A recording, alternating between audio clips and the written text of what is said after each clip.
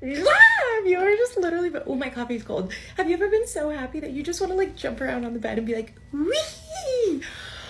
The view right now is so amazing. And normally, okay, it's my birthday. And my boyfriend just surprised me with a little trip to Mexico City because I love the city and I spent 10 years in New York, but then it kind of made me depressed, so I left. But I kind of miss the city hustle and culture living in a beach town. I didn't mean to sip my coffee for that long. And so I was like, baby, I'm sad because I always get depressed around my birthday. And I don't know if you can relate to this. I think birthday blues, you can cry on your birthday if you want to. And I always get sad. And I've been kind of open with him about that because, because literally this time last year, I was like so sad I wanted to unalive. And that's just real. We can exist in duality. And I can be so happy and so grateful for what I'm feeling now. I'll also really appreciate, I can't do this with one hand, hold on. Okay, well, also really appreciate that I wouldn't be here without that point in my life because that's like the darkness, the moon and the sun, you know, polarities.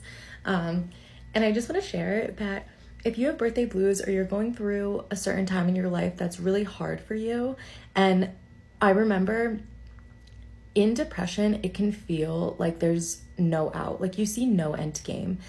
It feels like you're gonna feel like that forever. And at least for me, I constantly go through like what I've accomplished, what I have done, and my mind can get really negative and spiral into the negative space of things where I start really belittling myself and like belittling all that I've accomplished and all that I've done to like grow myself and my worth and just everything.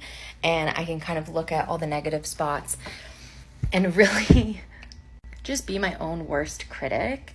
And it leads me to this space of defeat where then I isolate and I don't reach out to anyone, and that perpetuates the depression.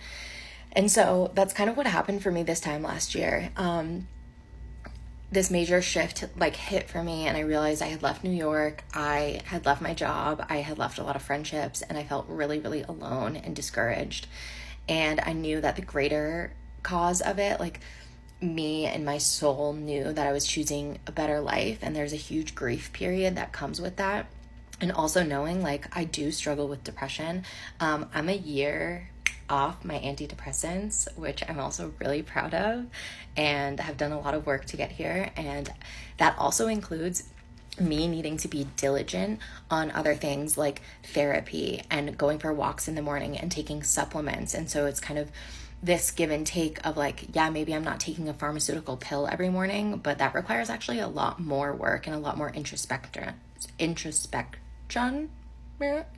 And I have to know like my rhythms, right? So March is just astrologically a really hard month for me. A lot of changes going on. It actually is kind of hard for a lot of people, but especially in Aries. So my birthday's in a couple days. And it's this transformative time where we really look back on our entire past and every trauma, hardship, right? Because those are the things that stick out in our memory. Like there's a reason that we remember the hard things more than the beautiful, loving things. And it's because our body internalizes these memories as traumas so that we don't go to that space again.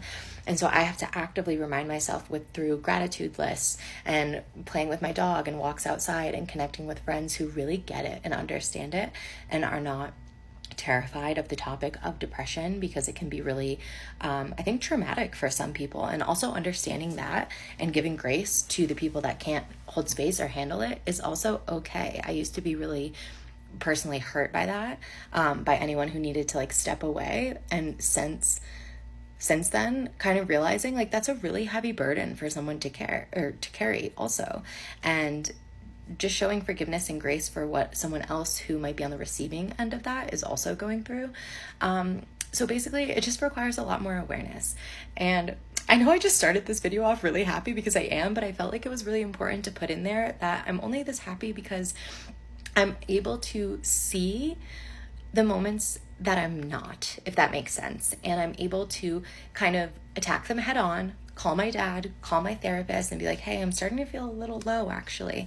And so this year is, I'm gonna cry.